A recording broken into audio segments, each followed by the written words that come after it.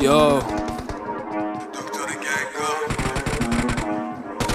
استعلام میگیرن چیه قسم؟ هده تو خوک بیف زدم منو زندم، صندلی شاگرد فقط بودم بزن دفاشون میخونم با این که زشتم، منقر روز زدم روش گوش قرمز، دکتر پای بیف نره واسه نقرس کلتم، رنگ کله دمه کلش صورتی پوستش قرمز، تهدید میکنم میجوام مدام داستان میبافت ترکیه ناناس، تکیو با نمک میزنم کف شیشلی، پرستارم میگه دو که فشارت بالاست، مثل دفا رینگ میخوام ولی دو که نیرینگی بازت میکنم پولشو میدم چیرینگی، بهم میگه دکتر سروش مثل سی به یه گوت گوش میدی تو چه فیلینگی، دست با کوچولو نخونه خطر آدرسو داری بیا با 10 نفر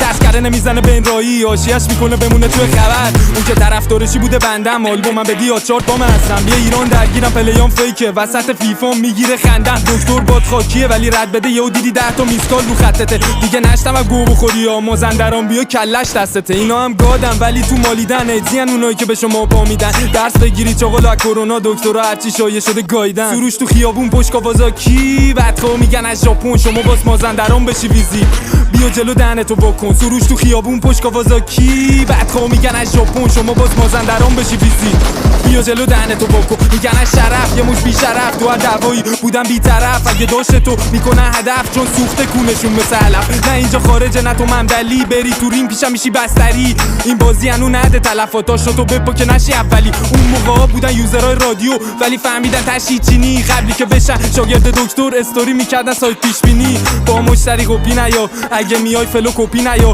با یه خالکور مثل توهی نیا از دور ترسوی اوبی نیا، کتم ژنتیکی باز مثل سولاخت میگن چفی خودش سر جورا به دافشه، خونتون فقط بود جورا به خایبت دیدم واسه وعده تو راه، برام مهم نیست کی بچه کجاست، معمولا میکنم از سر لذت ترجیح میدم که رقیب گندم باشم تا باشم خایه مال صفر.